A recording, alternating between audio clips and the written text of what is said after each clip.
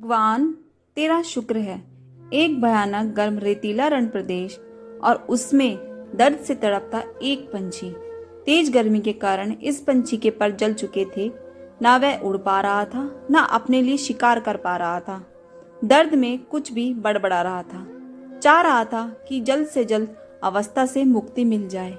उसी दौरान आसमान में ऊंचाई पर उसने देखा कि गरुड़ कहीं पर तेजी से उड़कर जा रहा था। उसे पता था कि गरुड़ भगवान विष्णु का वाहन है। वह उसके सवालों का जवाब पाने में मदद कर सकते हैं। उसने उड़ते हुए गरुड़ को तेज आवाज लगाई और अपने पास बुलाया। चमत्कारी गरुड़ इतनी ऊंचाई पर होते हुए भी धरती की हर एक छोटी से छोटी आवाज को साफ साफ सुन सकता था। इस दर्द में करहा रहे पंछी की आवाज भी उसने सुन ली।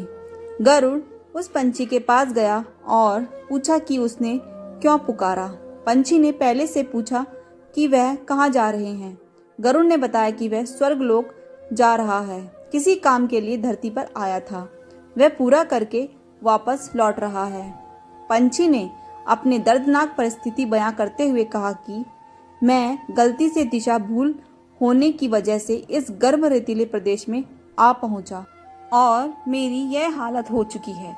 अगर दया करके आप स्वर्गलोक से यह पता कर पाएं कि मेरी हालत कैसे सुधरेगी तो बहुत मेहरबानी होगी।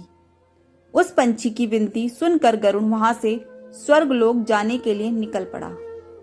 गरुड़ स्वर्गलोक जैसे कि पहुंचा तो स्वर्गलोक के दरवाजे पर उसने देवदूतों को खड़ा पाया।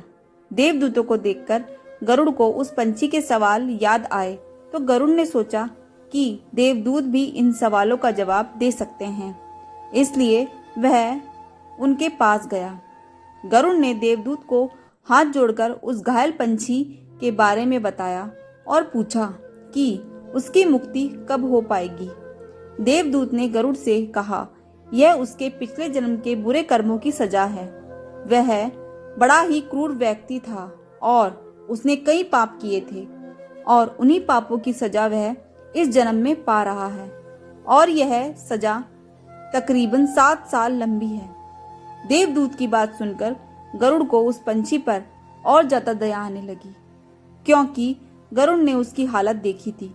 तो गरुड़ ने देवदूत से कहा कि भगवान, कोई तो रास्ता होगा कि उसको थोड़ी राहत मिल सके।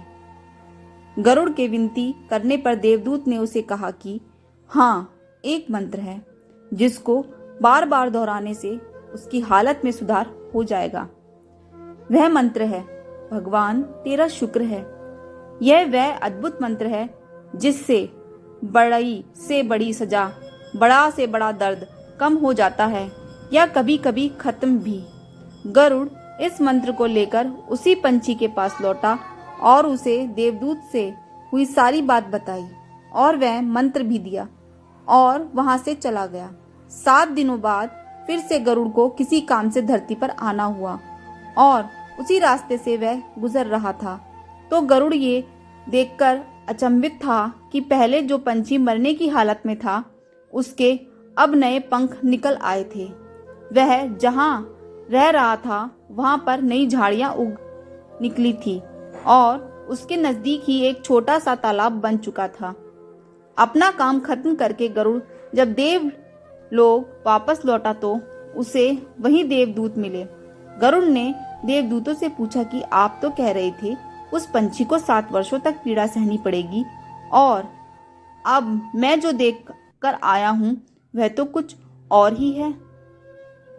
देवदूत ने गरुड़ से कहा कि यह उसी मंत्र का परिणाम है जो पहले मैंने तुमको दिया था और तुमने उस पंछी को। तुम्हारे मंत्र देने के बाद वह दिन रात उसी मंत्र को बोलता रहता। जब उसे तकलीफ होती तब भी वह मंत्र बोलता।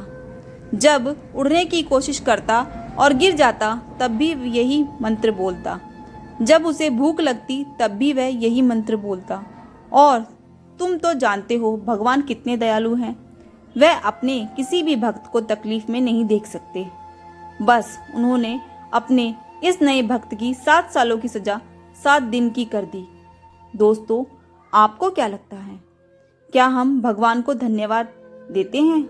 नहीं, हम उन्हें हर उस चीज के लिए कोसते हैं जो हमें नहीं मिली, लेकिन उसने जो हमें अनगिनत मूल्यवान चीजें दी हैं उसके लिए हम कभी उसका शुक्रिया अदा नहीं करते।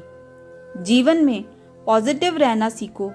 अगर तुम्हें सर दर्द हो रहा है तो भगवान का शुक्रिया करो कि कम से कम तुम्हें बुखार नहीं आया। तुम्हारे पास छोटा घर है तो भगवान को शुक्रिया अदा करो कि कम से कम तुम्हें सड़क पर नहीं रहना पड़ रहा। तुम्हें साधारण खाना मिलता है तो भगवान को शुक्रिया अदा करो कि कम से कम तुम्हें 2 वक्त भर पेट खाना मिल रहा है। ये छोटा सा बदलाव आपका जीवन बदल देगा। आपको ये कहानी कैसी लगी ज़रूर बताएं। Thanks for watching. Please subscribe my channel.